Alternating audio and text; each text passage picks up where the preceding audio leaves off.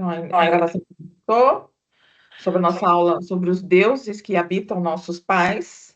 A gente vai estudar um pouco alguns arquétipos, né? São esses 6 arquétipos, né? E vamos ver o que isso reflete na constituição do complexo materno e paterno. Tá? A gente vai finalizar a aula com um sonho, porque a nossa próxima aula a gente já está num nível que a gente vai poder começar a aprofundar cada vez mais. A gente vai tratar sobre sonhos na próxima aula nossa. Então a gente encerra com o sonho para ver como que os arquétipos constelam, aparecem nos sonhos. Então, a gente vai falar sobre eles e vai aparecer aqui nesse sonho que eu separei para vocês, foi dessa semana que eu atendi. E mais tem a ver com mitologia, mas tem arquétipo ali também, que a gente vai conversar sobre isso. Então, hoje nós vamos falar sobre Odin, Osíris, Zeus, Hera, Ísis. E, gente, não estou lendo aqui que eu escrevi. Quem que é a outra? Frigg? Ah, é a esposa de Odin, claro. Tá? Perdão. Então, vamos ser sobre esses 6 arquétipos aí. São arquétipos de mães e pais, né? São figuras de mães e pais. A gente vai falar sobre isso. A gente vai começar aqui. É meio aleatório, tá? A escolha, não a escolha desses aí foi completamente proposital, mas a ordem que aqui está para vocês. A gente vai começar aqui com Deus do Egito, né? Osíris, que a gente tem uma representação dele. Ele está aqui com a Hathor, que é a deusa do amor. Em muitas representações, tem a cor verde por questão da vegetação, né? Por ele ser um deus, um arquétipo que representou quando a humanidade começa a entender, começa a desenvolver a agricultura. Parece uma coisa bastante simples agora, mas se a gente for pensar lá no início dos nossos antepassados, todo esse processo dessa relação com a terra, né, que a agricultura representa, foi um grande passo para a humanidade. Então, nós temos por isso que muitas vezes ele é verde, porque representa o nascimento, a regeneração, a ciclo da natureza e tudo mais. Então, ele está sentado aqui no trono, porque toda alma ela é julgada, né? No livro dos mortos egípcios, ele está lá no submundo e ele vai participar desse julgamento, né? Então, nós vamos falar um pouquinho sobre ele. Então, vamos pensar um pouquinho aqui, né? Aqui são 2 figuras, né, que eu tirei para vocês, um desenho rupestre e uma representação dos nossos ancestrais aí lá para trás mesmo, né? Pelo menos é o que a gente acredita que tenha sido nossos ancestrais. Então, vamos pensar um pouco, entrar um pouco nesse universo aí, bastante lá para trás, né? Onde o homem começa o nascimento da consciência dele e desenvolvimento da consciência de um homem. Ela é algo lento, demorou, foi um processo incrível, foi uma conquista grande, nós enquanto seres, né, o desenvolvimento do ego, do self, toda essa estrutura, o homem se percebe disso, isso começa a se movimentar, e isso vai influenciar no comportamento dele, óbvio, né, na percepção de realidade que ele tem também. Então, vamos pensar um pouquinho aqui, mergulhando no arquétipo de Osíris. Antes da agricultura, o ser humano vivia no presente, imediato da caça e da coleta, né? Então, a gente pode pensar aqui no arquétipo de Oxóssi original. Oxóssi, ele é um arquétipo da Umbanda, que é uma religião que mistura raízes africanas e brasileiras. Tem mais coisas também misturadas aí, mas para a gente não se alongar muito. Então, ele estava vivendo esse arquétipo da caça, né? Então, imediatamente, ele olhava, sentia fome, ele era impulsionado para caçar e colher também o que ele tinha, mas ele não plantava. Então, aquilo era um processo imediato. É bom pensar qual era a relação desse homem, né? Inicialmente, de um predador. Ele está num ambiente onde ele vai tirar tudo, né?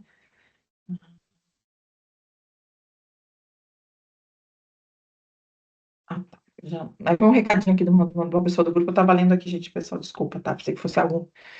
Mas, enfim. Então, eu quero que vocês pensem nisso, na consciência desses seres. Imagine vocês, eu vou caminhar por um espaço onde eu não tenho muita consciência das coisas, né? E eu aprendo, então, que O animal me alimenta e que eu posso coletar sementes e frutas e me alimentar. Essa relação com o espaço tem uma característica. Quando o homem começa a plantar e colher, esperar, escolher a semente, de tentar, do entendimento dos ciclos da Terra, é uma grande evolução. Isso representa Osíris, né? Então, para plantar e colher, o ser humano precisou desenvolver uma capacidade de abstração gigantesca. Previsibilidade e memória, o homem precisou entender o conceito de futuro, ele precisava guardar uma semente hoje, passando fome até, para colher daqui a 6 meses.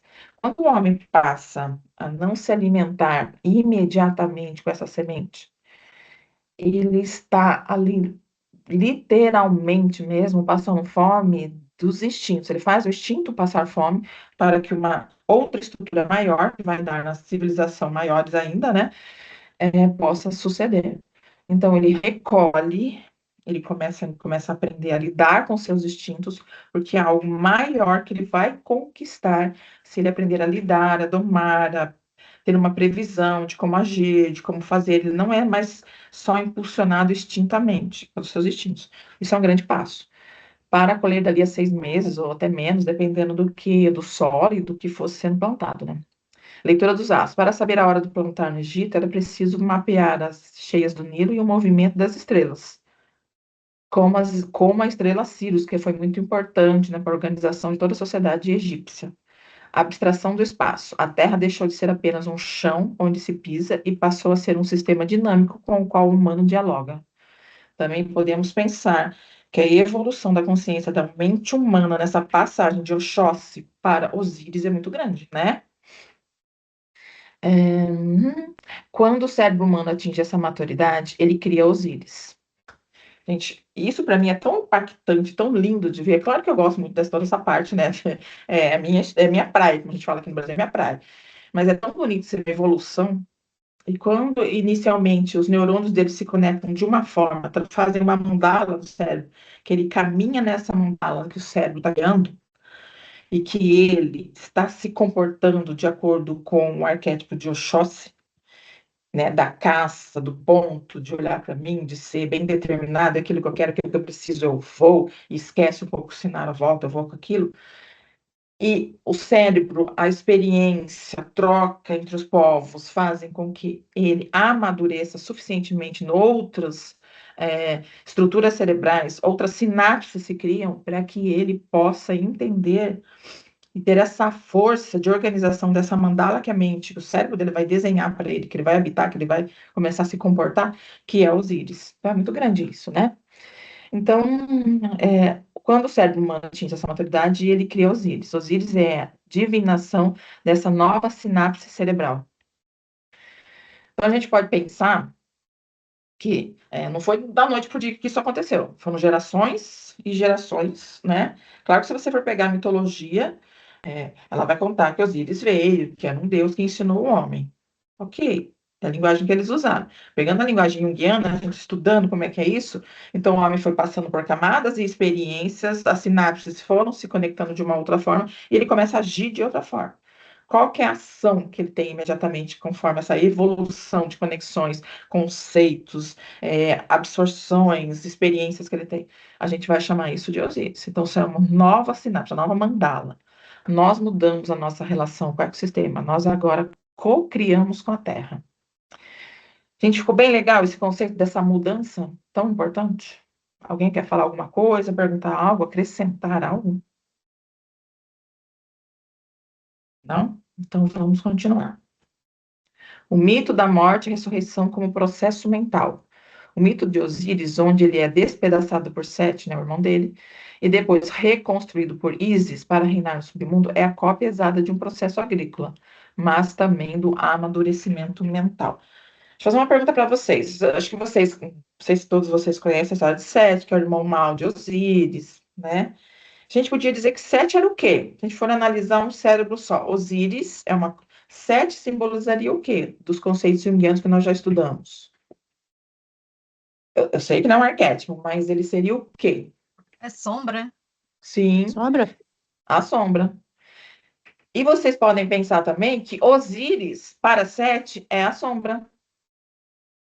Tá? Osíris para Sete era sombra. Por quê? Porque se ele se configura de um lado mais sombrio, de um lado mais egóico, podemos dizer assim, o que está na sombra de Sete? Osíris. Né? Aquele que vai pensar, que vai agir, que vai planejar, que vai segurar os instintos, que vai pensar na humanidade. Está na sombra de Sete Osíris e está na sombra de Osíris Sete. Então, para a individuação, o processo de individuação, desse, pensando eles como seres, né? A gente pode pensar que um ia ter que passar pelo outro. Um ia ter que passar pelo outro para atingir a totalidade da psique, tá? Então, a gente vai ver, então, que o processo que acontece na história mitológica de Osíris é o mesmo processo que acontece com a semente. Vamos ver? A semente, Osíris vivo, o estado inicial. O plantio, morte, Osíris despedaçado. A semente entra na terra escura, se desfaz, morre e some aos olhos humanos. Exatamente o que aconteceu com Osíris. Colheita, ressurreição, Osíris renasceu. A vida brota da escuridão da terra, tá? Para a mente ancestral, a capacidade de entender que da morte, decomposição na vida foi o maior insight existencial da humanidade. Ao cultuar Osíris, o ser humano estava de forma inconsciente aplaudindo a sua própria capacidade de decifrar o código da vida e da morte através da agricultura. Alguma pergunta, algum questionamento, alguma participação que vocês gostariam de colocar aí? Então, é um mito para o povo egípcio? É, mas é um mito que simboliza o quê? Esse processo, tá? Dessa relação com a Terra. E a gente pode pensar também que é tão forte isso, vamos pensar nos primeiros ancestrais do povo egípcio mesmo, vamos ficar por ali, que atinge Osíris, cria conexões cerebrais, que está desenhado no cérebro daquela pessoa, uma nova forma de olhar, uma nova forma de perceber, uma nova forma de se comportar. Quando o próximo filho que nasce, ele já nasce com essa configuração. Aquele que atingiu, a geração anterior que atingiu o conhecimento de Osíris, né?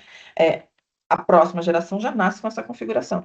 E eles vão achar isso tão forte, aquilo é tão forte, me impulsiona a fazer, me impulsiona a buscar, me impulsiona a guardar a semente, me impulsiona a reter os meus instintos, impulsiona a relacionar com um grupo maior de pessoas, não só da minha família. Né? O que isso acontece é uma força tão grande que não tem como eles não chamarem isso de outra coisa a não ser um Deus. Não tem como eles não cultuarem, não tem como eles não fazerem oferendas para isso.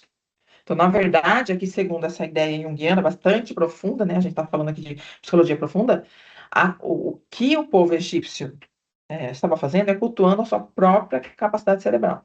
Estava reverenciando uma capacidade que o cérebro fazia. Eles não sabiam disso, né? É o que a gente diz, né? Que eles não sabiam. Então, eles reverenciavam isso. Porque parecia passe de mágica, parecia algo, né? Divino mesmo, tá? Podemos encerrar os dias, a gente já vai fazer o link, já que tem a ver isso com o complexo paterno-materno, gente, a gente já vai ver. Mas posso passar para outro Deus, tudo bem? Agora aqui a gente vai ver Odin, né? Odin, ele tem vários nomes, né? Wotan, o primeiro nome dele original é Vodanas, tem uma infinidade de nomes aí. A gente vai estudar um pouquinho sobre ele. Senhor da sabedoria e do sacrifício do ego, o arquétipo do velho sábio, as runas e a iniciação psíquica. O sacrifício na árvore do mundo, Ixadril, para obter o segredo das runas, o conhecimento do inconsciente, Odin, dependurou-se de cabeça para baixo na árvore do mundo por 9 noites, ferido por sua própria lança. Na clínica, isso representa a crise iniciática voluntária. O ego aceita a dor da suspensão e do não saber para receber a sabedoria oculta do self. Então, quando está constelando Osíris, né, é nesse momento que o ego se rende. Eu não tenho, ele vai dizer assim: eu não tenho todas as respostas, eu não sei tudo, e há algo maior que eu tenho que me render, não é me subordinar. Eu vou me render a ele para que eu possa atingi-lo e observar qual que é essa linguagem que parece não, é superior aos meus pensamentos. Então, eu achei que se eu fizesse isso, se eu tivesse esse comportamento, se eu fosse um bom menino, né, uma boa menina, isso me traria X, Y ou Z. A vida vem e fala: não, não, não, não é bem assim. É nesse momento dessa rendição, que é muito difícil para o ego, tá? Aceitar isso. Muita gente vai se sentir muito perdido nesse momento, essa suspensão de todas as certezas, de todas as minhas afirmações, porque você, né, americano adora isso, né? Se você se esforçar muito, você vai atingir, né, no pain, no gain, essa coisa toda aí que é uma filosofia, enfim, tem lá o seu quinhão de verdade, de possibilidades, mas vai até algumas camadas. Outras camadas mais superiores, mais maduras da consciência humana, não é assim que as coisas acontecem. Então, é nesse momento que Osíris, não, perdão, Odin representa o momento que o ego, o logos do ego, para e fala: não, tem algo mais aí. E eu vou ter que abrir mão disso que me deixa tão confortável, senhora do trono que eu criei em cima do meu ego, né? O próprio ego é esse trono, para ouvir que tem algo mais. E esse algo mais vem de onde? Vem do self. A entrega do olho pela fonte de Mimir. Odin sacrificou um dos seus olhos físicos para beber da fonte da sabedoria profunda, né? Ele usa um tapa-olho, assim, algumas representações, porque ele deu o olho dele para ele receber a sabedoria profunda. Reparem nisso. Há um sacrifício do ego, há um sacrifício do olho, aí no caso na história dele, né? Para que você possa atingir a sabedoria profunda. Psicologicamente, simboliza a perda da visão puramente externa e literal, focada no mundo de fora, para ganhar a visão interior, os insights, a intuição. O mundo de Kairos, né, que a gente já falou desse tempo de Kairos, ele está nessa vibração, nessa placa aí, e da intuição arquetípica. Então, o ego, ele vai se render a isso. Não, não sou capaz, não tenho resposta para tudo. Demora para acontecer isso. Antes dos 20, 30 anos é difícil isso acontecer, né? Muito difícil. Mesmo porque nem precisa acontecer antes disso. Não é sinal de elevação de nada disso acontecer antes. Só sinal que está pulando etapas. Então, lá pelos 30 anos, percebemos que todas as respostas que tínhamos, todas as certezas que preferíamos guardar, estar conosco, né? Todas as ideias, todas as filosofias são interessantes, são importantes, nos ajudaram a desenvolver o raciocínio e outras formas de percepção da consciência humana. Porém, outro intestino e Osíris, né? Odin vem e fala: não, peraí, eu vou aqui constelar nessa consciência aqui, o Self vai pegar Odin para você e você vai constelar do jeito, da sua cultura, do seu jeito, mas ele vai mostrar isso. Então, ele é um senhor, a imagem dele ainda não é jovem, é uma imagem do senhor, porque só vai atingir esse conhecimento na maturidade mesmo. O senhor do êxtase e do vento. Wotan quer dizer isso, né? Embriaguez, êxtase. Jung dedicou um ensaio famoso ao Wotan, descrevendo como um arquétipo de movimento, tempestade, entusiasmo, assim, muito premente, muito euforia mesmo. Odin é a força psíquica que sacode as estruturas estagnadas da cultura ou do indivíduo, despertando uma paixão avassaladora pela verdade do ser. Então, vocês estão vendo aí que é um tipo de arquétipo difícil. Não é um arquétipo agradável de ser constelado.